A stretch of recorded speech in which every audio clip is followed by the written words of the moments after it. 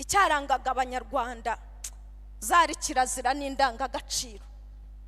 Ikintu cyafashije ba data iyo bari n'abasi ahandi hose kwari ukurinda no kubungabunga ubusugire bw'abanyarwanda. Bagiraga kirazira, baharaniraga umuco wabo, baharaniraga ururimi rwabo, baharaniraga iyo wahuraga n'umuntu w'umunyarwanda wenda mu mahanga wahitaga umubona utarebeye ku isura bya bindi mujya mureba na bya bindi mujya muvuga, utarebeye ku isura ngo urebe ijuru n'amaso n'ibiki bya bindi. Amatara atarimo amavuta nago yaka, kiba ari ikintu nyine cyashaje hariya. Erega ubundi reka mbabwira akantu, agaciro ni amavuta. Yesu ashimwe. Agaciro ni amavuta. Kandi ikindi namaze gusobanukirwa, amavuta tuvuga agenda rutanwa mu byiciro. Yewe n'aya yo hanze bisiga ya sante, samona, moviti, ayo nayo agira gute?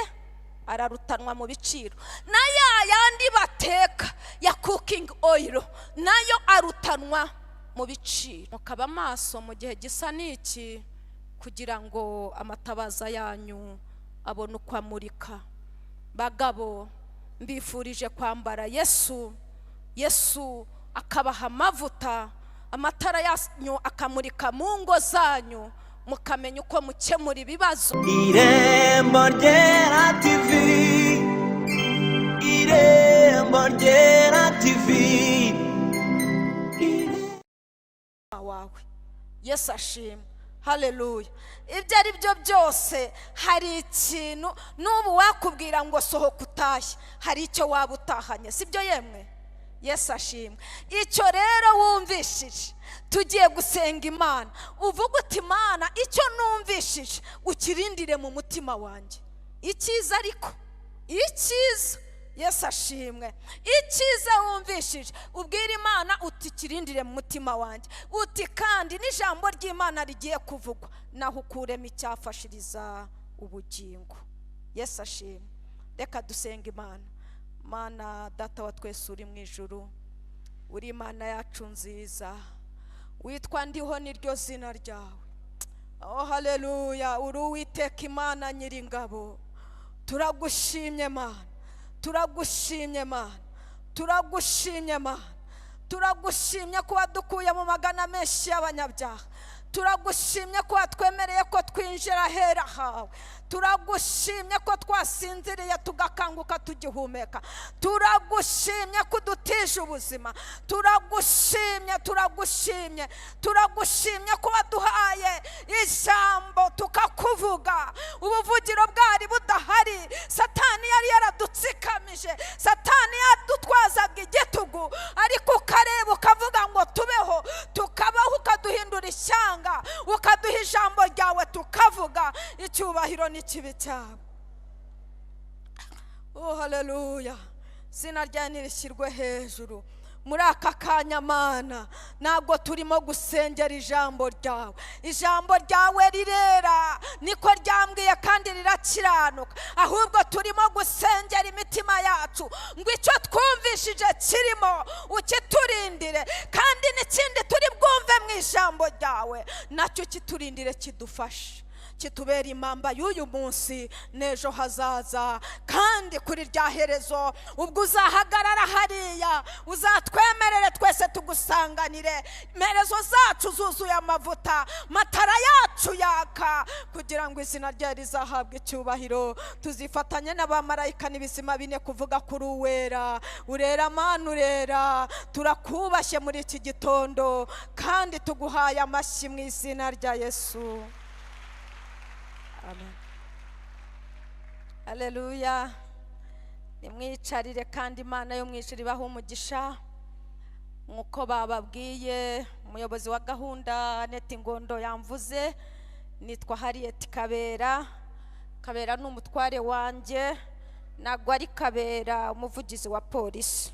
Oya, bisobanuke neza, ni Kabera Emmanuel, umugabo nahawe n'Imana. Yesu ashimwe. hari ibintu abantu bamwe bajya bavuga by'uburebure n'uburanga, ibyo ngibyo sinjya mbitindaho. Icyo nindaho ni kimwe, n'umugabo w'umurokore nahawe n'Imana. Yesu ashimwe. Iyo turi hamwe mba numva najya kugenda nzamufata, niba nzafata ishati tukagurukana, sinzi uko bizagenda, ariko icyo nzi cyo turi abarokore, turajya mu ijuru. Nyabuneka Papa King, kuhaguruke suza iteraniro, nubwo mbizi utabikunda, ariko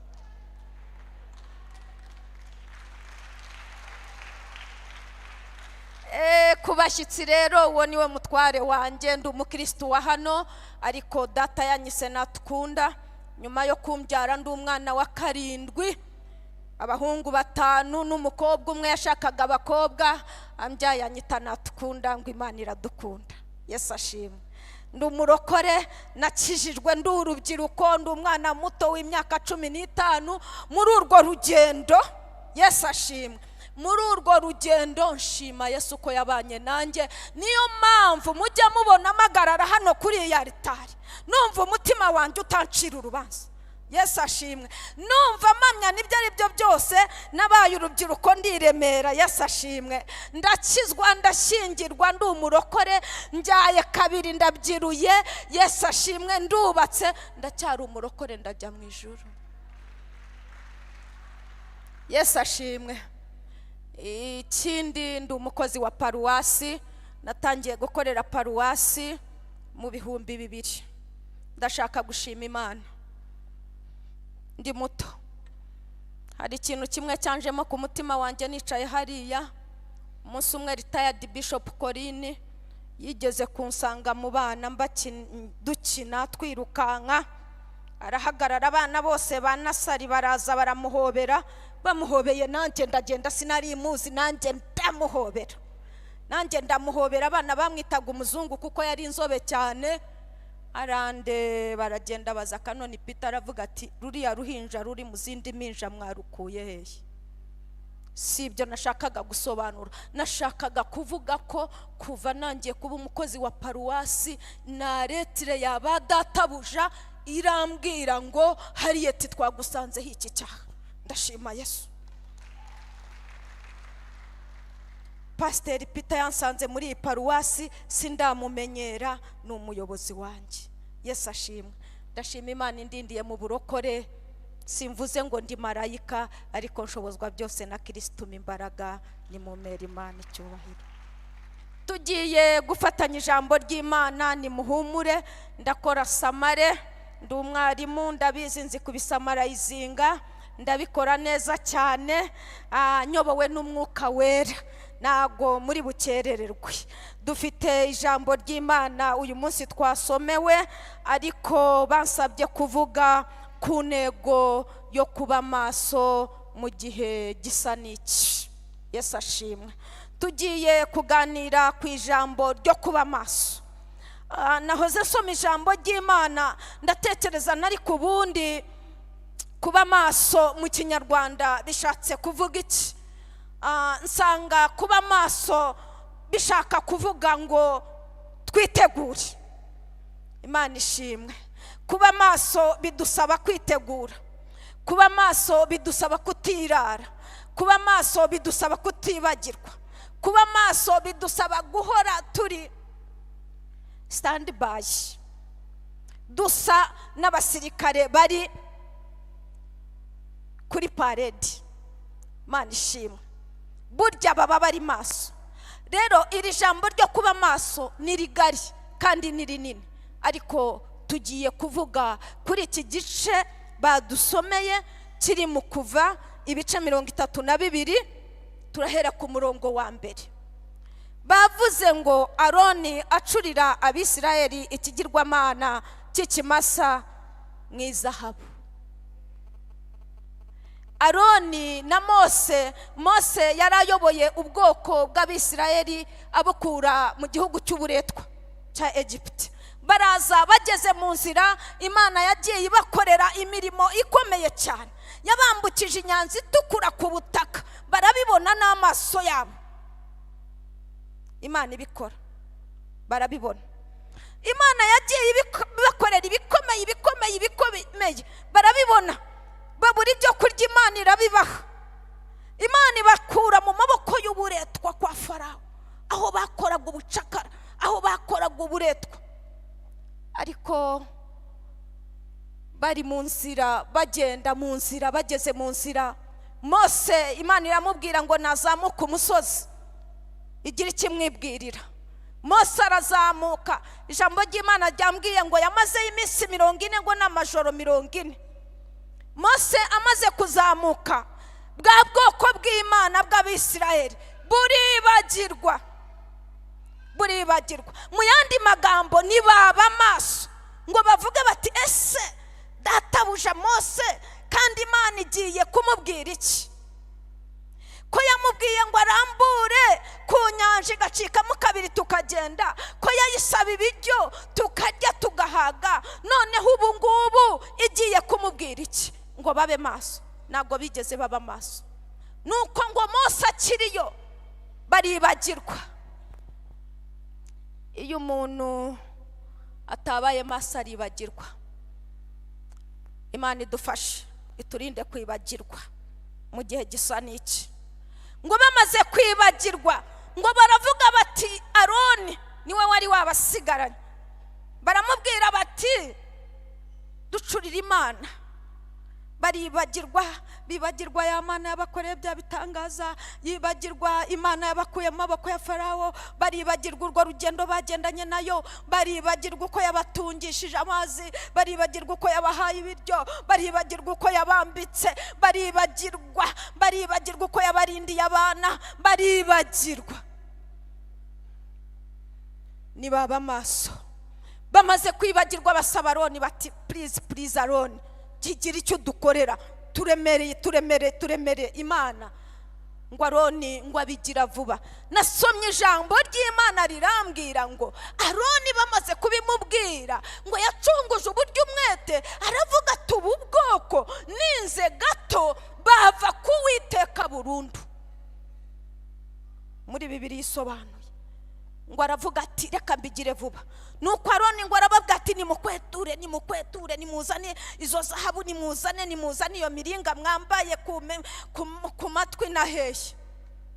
Iyo miringa Aroni yabakoreyemo icyo kimana cy'ikimasa, ngo byari ibintu bahunganye muri kiriya gihugu cya Egiputa.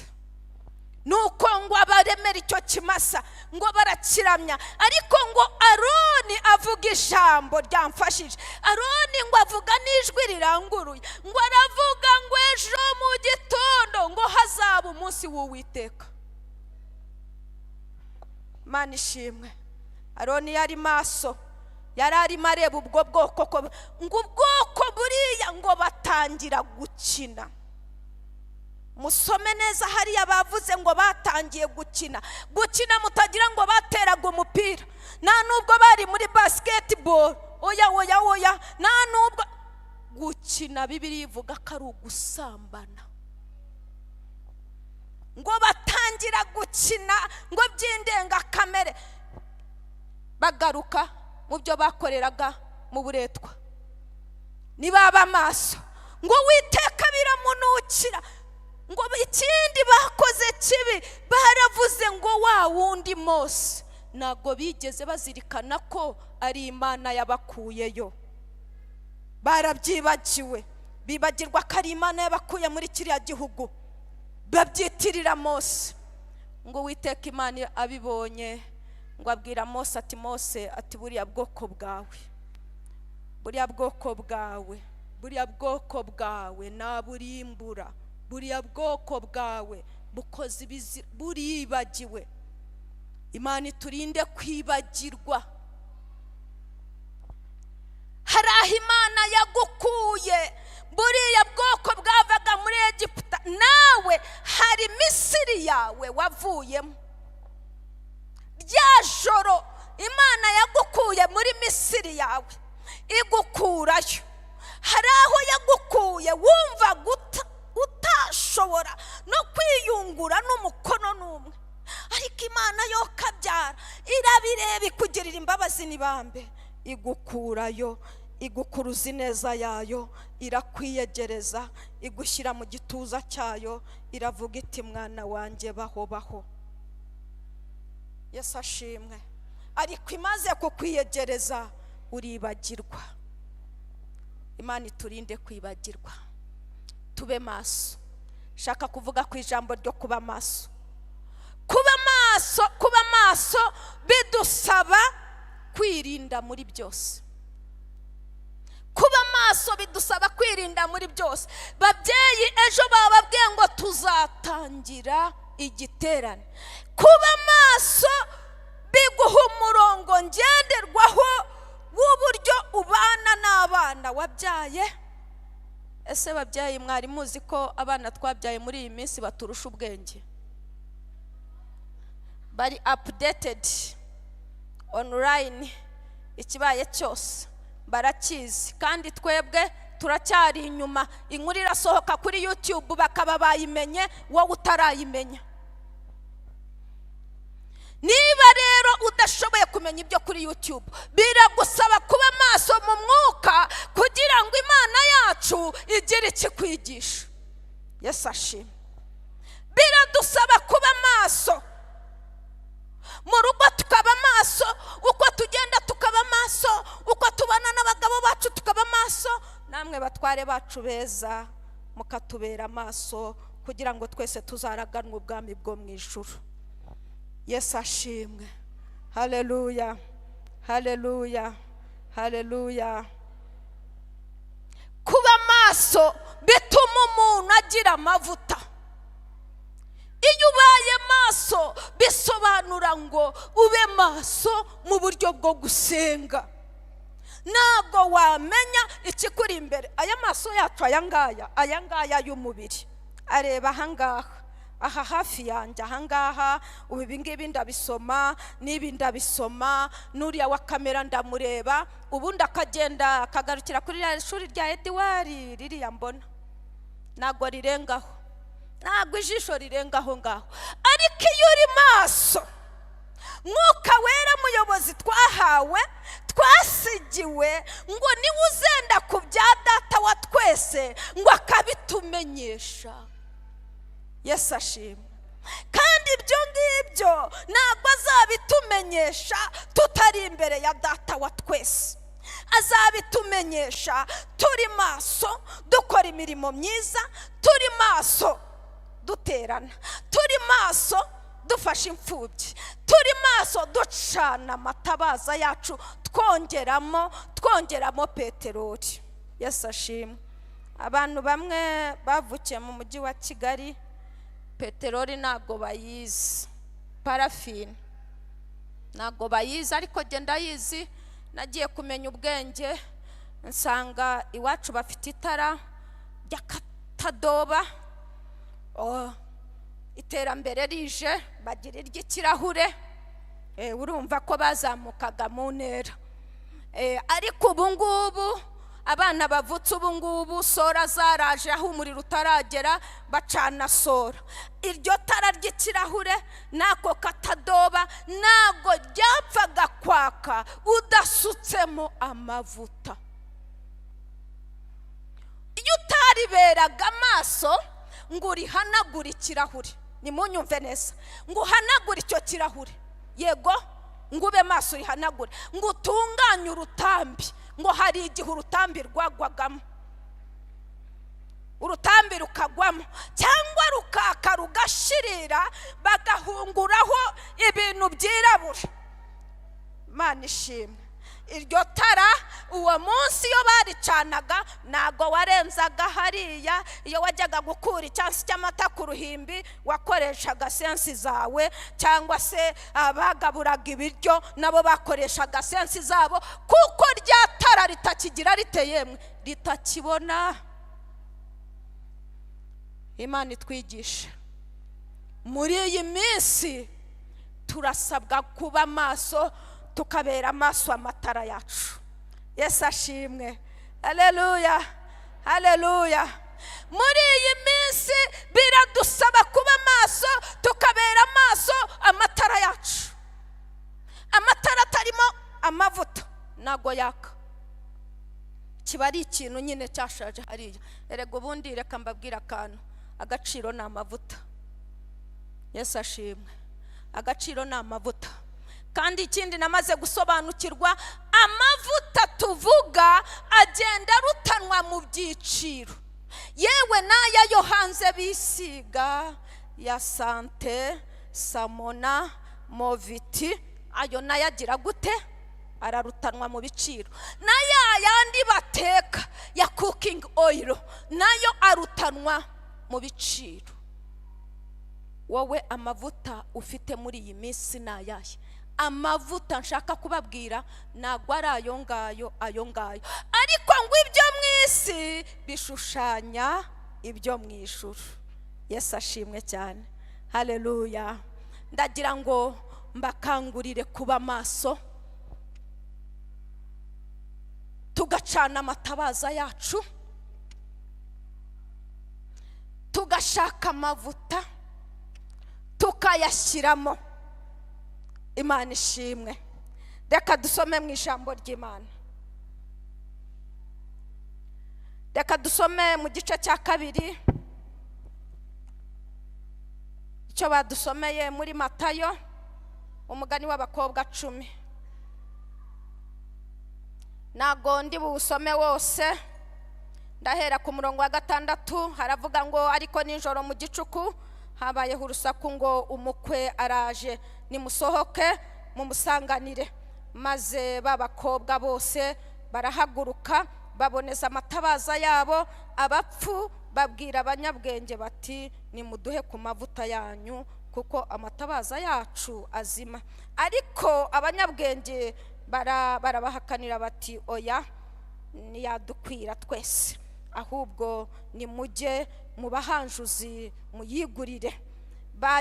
Bagiye kugura, umukwe araza. Abari biteguye binjirana nawe mu bukwe, urugi rurakingwa. Hanyuma babakobwa bandi nabo baraza, barahamagara bati nyakubahwa dukingurire. Nawe arabasubiza ati ndababwira ukuri yuko nabazi. Nuko mube maso kuko mutazi umunsi cyangwa igihe. Imana itugirire neza. Uyu mugani ugereranywa no kugaruka kwa Kristo. Uyu mugani ni Yesu wawuciye. Murabizi ko yajyaga avugira mu migani. Yashakaga kuvuga ngo duhore twiteguye isaha iyo ari yo yose, kuko tutazi umunsi n'igihe umukwe azazira. Reka dufate urugero rw'ubukwe bwo mu isi. Umuntu arateguza, bagahana gahunda bati tuzasaba 3. Amaso bakayahanga mu muhanda, bagategereza 3, bagategereza 4, bagategereza 5. Yemwe ababyeyi bagatangira no gukuka umutima. Ese maye yaba yamwanze, aho yaba yabivuyemo? Kuko umuntu ntabwo abazi igihe umukwe ari buzire. Yesu aca uwo mugani abwira abantu, arababwira ati yemwe, ati mube maso, amatabaza yanyu ahorema amavuta, nimuve mu bitotsi. Niryo jambo yashakaga kubabwira. Yashakaga kubabwira ati nimuhaguruke muve mu bitotsi, ariko ubundi muzasinzira kugeza ryari? Ariko ubundi muzaterana, mujye muterana, muhore musinziriye mu iteraniro, muterana ibyangirikani nyine, bya bindi bidakonje n'ibishyuhe byo hagati no hagati. Nihangane ndacyafite uburenganzira bwo kubivuga. Pasiteri yavuze ngo ndi pasiteri to be, ntago ndaba pasiteri. Niga ishuri rya teoloji. Yesu ashimwe. Tugaterana bya bindi by'inica nikize, tugaterana bya bindi kugira ngo abashumba bajye batubona mu bitabo by'itorero, tugaterana tukanaririmba sometimes kuko turi muri korari tuzabone address nitujya kurongorwa cyangwa kurongora. Yego, tugaterana kugira ngo nidupfa bazadushyingure. Tugaterana. ariko Yesu aravuga ati no, ibyo ngibyo ntabwo ari byo nabatumye, ahubwo ni mube maso. Yesu ashimwe. Ni mube maso, amatabaza yanyu ahore yaka. Kandi reka mbabwire, nta wacana itabaza ngo aritwikirizeho ikibo. Ngo turi umudugudu wubatse ku mpinga y'umusozi, uwo nguwo ngo ntabwo ubasha kwihisha. Tube maso, uko tugenda turi maso, uko dukora umurimo w'Imana turi maso, uko tubana mu ngo turi maso.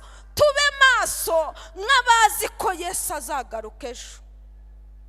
Ahacu naho uyu munsi, ejo si ahacu.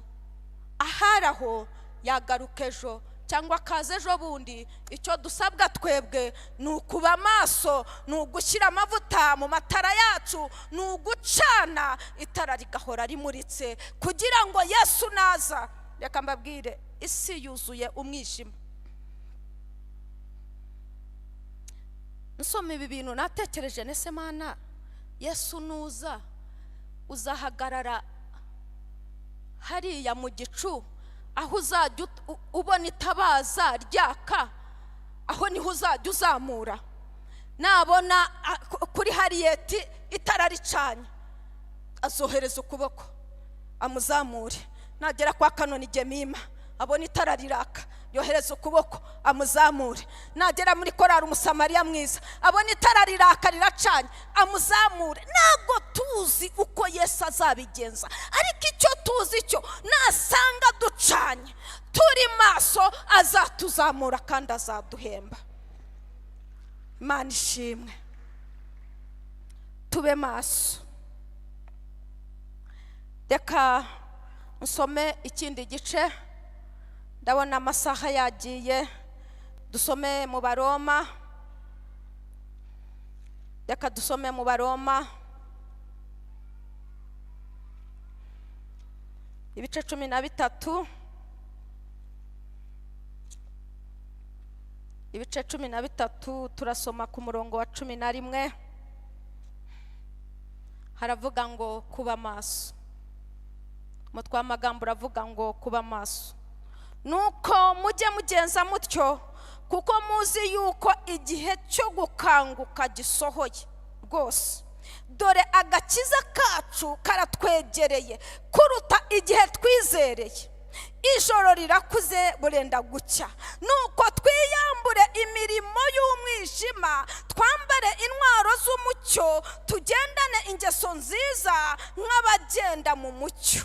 Tutagira ibiganiro bibi, tudasinda, tudasambana, tudakora ibiteye isoni nye, tudatongana, kandi tutagira ishyari. Ahubwo mwambara Umwami Yesu Kristo, kandi nimuhurwaho imibiri yanyu ngo ibone ikukora ibyo yifuza. Yesu ashimwe. Haleluya. Tube maso, kuko igihe cyo kugaruka k'Umwami Yesu cyegereje. Igihe cyo kugaruka k'Umwami Yesu cyegereje. Kandi iyo murebye muri iyi minsi, mushatse mwabibona neza, mwahita mubona ko cyegereje. Ijambo ry'Imana rirambwiye ngo ijoro rirakuze. Ntabwo ari ijoro rya saa moya, si ijoro rya saa sita z'ijoro, si ijoro rya saa munani. Oya, nijoro ry'ibihe tugezemo, nijoro ry'ibihe dusohoyemo, nijoro ry'isi ya none, mu gihe gisa nk'ubu ngubu. Nk'iki iri jambo ngo Pawulo ngo yaribwiye Abaroma, arababwira ati ijoro rirakuze, kuko ngo hari ibintu bidahesha Imana icyubahiro. Ngo ijoro rirakuze, ngo nimwiyambure imirimo mibi. Bene data, ijoro rirakuze. Iyo urebye hanze ahangaha ubona ijoro rikuze. Nahoze nekereza kera mu myaka yanjye, ubwo nanjye ndabyita kera ariko ndanakuze. kera ikintu cyarangaga abanyarwanda, icyarangaga abanyarwanda zari kirazira n'indangagaciro. Ikintu cyafashije ba data iyo bari n'abasi ahandi hose kwari ukurinda no kubungabunga ubusugire bw'abanyarwanda. Bagiraga kirazira, baharaniraga umuco wabo, baharaniraga ururimi rwabo, baharaniraga iyo wahuraga n'umuntu w'umunyarwanda wenda mu mahanga wahitaga umubona, utarebeye ku isura bya bindi mujya mureba na bya bindi mujya muvuga, utarebeye ku isura ngo urebe ijuru n'amaso n'ibiki bya bindi. Ariko iyo wahuraga nawe tayari waravugaga ngo uyu ni umunyarwanda, bitewe n'imyambarire, bitewe n'imivugire, bitewe n'ingeso, bitewe. Ariko muri iyi minsi n'ugitandukanya umugore w'umunyarwanda n'umushinwakazi.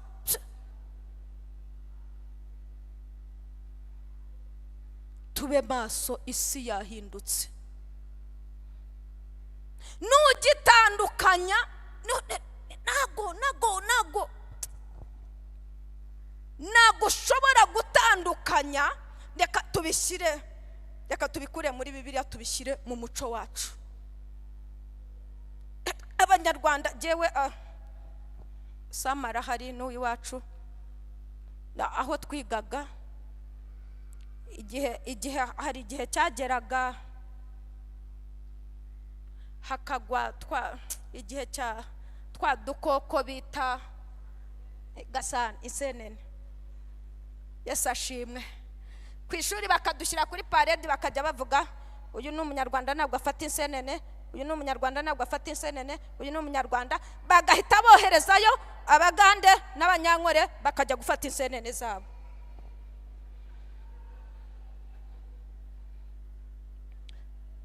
Ntabwo narinze agaciro kabyo. Iyo nageraga mu rugo papa yaratubazaga ati mwafashe insenene, mwaziriye? Ati hatagira unywa amata y'inka zanjye niba mwaziriye. Tukavuga tuti ntabwo twaziriye. Iyo yari imyumvire yabo. Ariko ku rundi ruhande hari ibyo byaturindaga, hari icyo byaturindaga, byarindaga indangagaciro zacu. Ariko muri iyi minsi, despite that fact y'insenene n'ibiki byose, ubwo natanze urwo rugero rw'insenene, hari ibyo nanze kuvuga. Icyo cy'insenene tukireke. Muri iyi minsi ni gute watandukanya umunyarwanda, umuco wa kinyarwanda n'uw'abashinwa n'uw'abazungu? Utwana tw'utuzungu twaravutse basanga baratwambika udukora bakatugeza aha. Uyu munsi natwe iyo tubirebye turabyambara tutazi n'icyo bivuze. Ariko ijambo ry'Imana ryambwiye ngo mube maso mwebwe bamenye Kristo, kugira ngo tutazavaho tugenda dutoragura ibitari ibyo mu bwami bw'Imana. Nicyo nashakaga kuvuga. Sinashakaga kubabuza kwambara, n'uburenganzira bwanyu. Yesu ashimwe. Ijambo ry'Imana ryambwiye ngo tube maso, tutazavaho twifatanya n'abatizera tugakora ibitari by'ubwami bw'Imana, kandi tuzi ngo turi mu nzu ya data, kandi tuzi ngo turi abakristo, kandi tuzi ngo turi abarokore, turajya mu rugendo rwo mu ijuru, kandi amatabaza yarazimye. Tube maso. Mu gihe gisa n'iki, ibyari umutuku byabaye umuhondo, ibyari umuhondo byahindutse icyatsi. Biradusaba kuba maso, tugasenga Imana, tukarobanura ibishimwa mu bigawa, tukavuga ngo jya ahangaha sinkukwiriye. Umuntu umwe yavuze akantu ati jyewe zigira inshuti ntabwo muzigera mumbona ku cyokezo, kuko uwo nkorera hari aho atanyemerera kujya, uwo dukorera hari aho atatwemerera kurenga, hari imbibi ze. Yesu ashimwe. Hari imbibi z'uwaduhamagaye. Ngiye gusoza. Yesu ashimwe. ku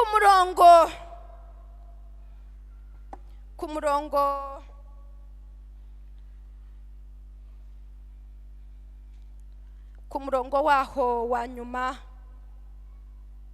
haravuga ngo wa 14 haravuga ngo ahubwo mwambara umwami Yesu Kristo kandi nimuhurwaho imibiri yanyu.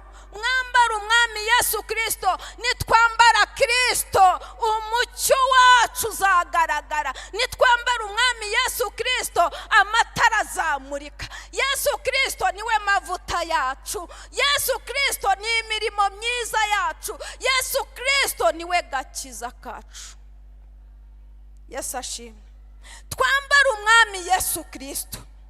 Nitumara kwambara umwami Yesu Kristo, hari ibyo tuzashyira ku ruhande, hari ibyo tuzacagura, hari ibyo tuzareka. Hanyuma nitumara kubireka, bya bindi byose twasomye, amatara yacu azacana, tuzaba tubaye maso, amatara yacu azamurika mu izina rya Yesu. Yesu ashimwe. Haleluya, haleluya, haleluya. Twambare umwami Yesu Kristo. Aho ugenda umwambaye, aho ukora ugenda umwambaye. Nuwambara Yesu Kristo aho ukora, bazavuga bati uriya mugore ni umurokore. Bazabona imirimo yawe bahere ko bahimbaze data. Yesu ashimwe. Niwambuka igihugu cyacu, bazavuga bati abagore b'Abanyarwandakazi bagira uko bagenda, bagira uko bavuga, kandi bagushyire mu Banyarwanda, ubuhesheje ishema igihugu cyawe, kandi uri umurokore ufite n'indangagaciro za kirokore. Imana itugirire neza. Yesu ashimwe. Ndashoje. Urwandiko rwa mbere rw'Abakorino igice cya 16 umurongo waho wa 13 haravuga ngo mube maso, mukomerere mu byo mwizeye, mube abagabo nyabagabo. Yesu ashimwe. Mube maso, mukomerere mu byo mwizeye, mube abagabo nyabagabo, ngo kandi kigeretse kuri ibyo, ngo ibyo mukora byose mubikorana urukundo. Yesu ashimwe. Bene data ba Kristo, nimureke tube maso, nimureke tuba abagabo nyabagabo, nimureke ibyo dukora byose tubikorana urukundo, kandi dukomerere mu wo twizeye ari we Yesu Kristo. Niwe uzadushoboza kubona amavuta, niwe uzadushoboza kugira ngo amatara yacu yake, niwe uzadushoboza guhindura ibitarimo guhinduka muri iyi minsi. Iki cyumweru cyose Imana yagiye inyigisha aha hepfo aho nkorera ku mashuri y'abana. Kuwa mbere haje umugabo ansanga mu office, arambwira ati urabizi headmistress ni yego, ati guhera uyu munsi umugore wanjye nago yemerewe kureba umwana wanjye, umwana wungana n'uriya w'imyaka 5. Ndamurebaniye ati nago abyemerewe, ati ubu tuvuye gukora divorce, ati kandi ati umwana bamuhaye jewe, ati kubwiyo mpamvu ati nago yemerewe kumureba, ati umunsi yamubonye ati nzamukura kuri iki kigo. Ndamureba ndamwitegereza, ndabanza ndaceceka, ageze aho araturikararira, nanjye nsa n'umufashamo, ariko ndamubwira ngo ihangane. Aragenda. Kuwa gatatu w'icyo cyumweru haza undi, noneho haza umumama, ati headmistress ni yego, ati guhera uyu munsi aturiya mugabo nago yemerewe kureba umwana wanjye. Undi ndamubaza, nari ku mwana wawe harya, ambwira izina, mu top class. Yesu afite imyaka ingahe? ati 5. Sure, kubera iki atamureba?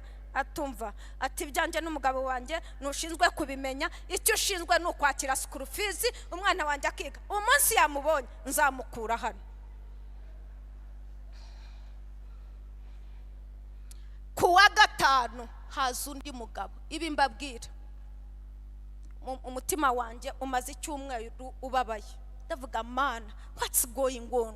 n'ibiki dusohoyemo. Abana b'imyaka 5-6 barabuzwa kureba ba nyina na se.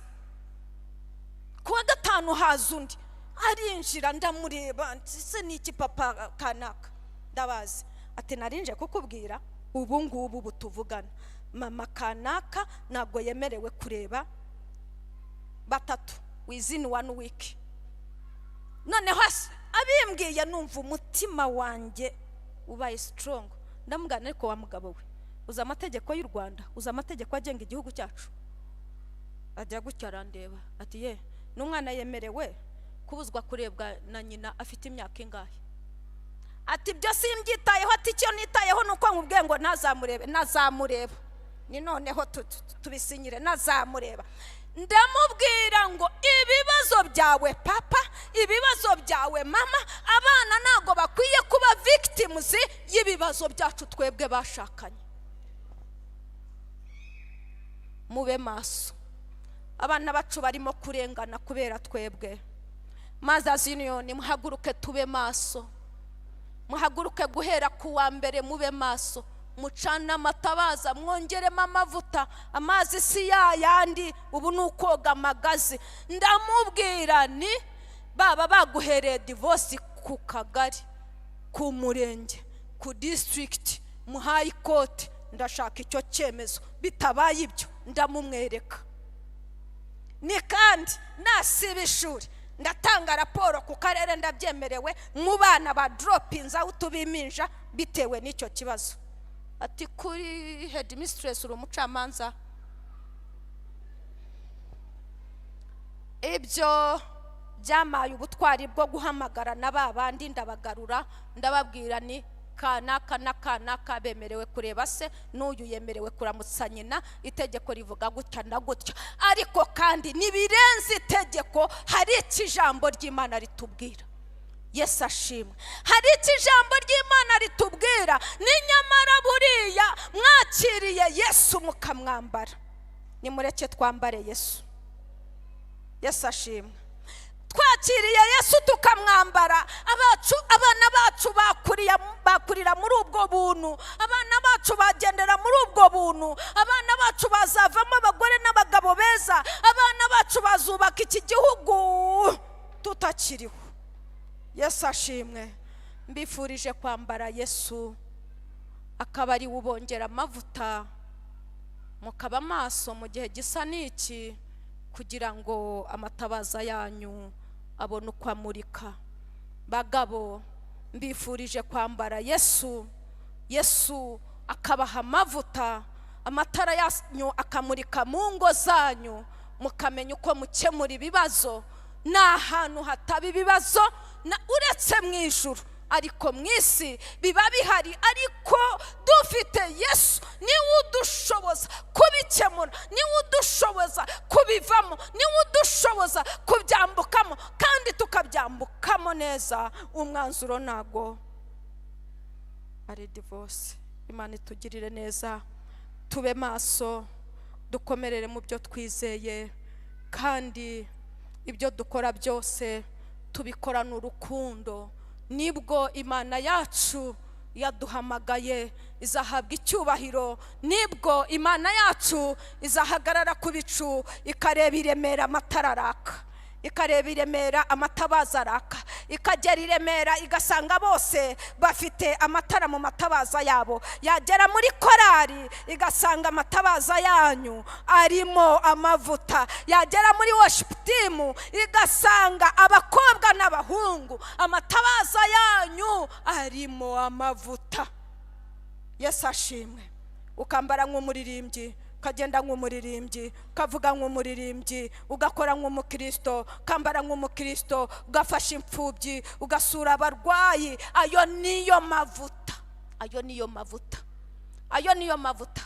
Gusura abarwayi, gufasha imfubyi, kwita ku bapfakazi, gukora umurimo w'Imana, gutanga icyacumi, gutanga amaturo. Ayo ni amavuta atuma amatara yacu yaka. Kristo ubwo azahagarara ku bicu akabona amatara yacu yaka, izina ry'Uwiteka rigahabwa icyubahiro.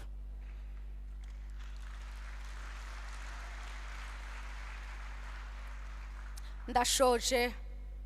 tugiye gusenga Imana.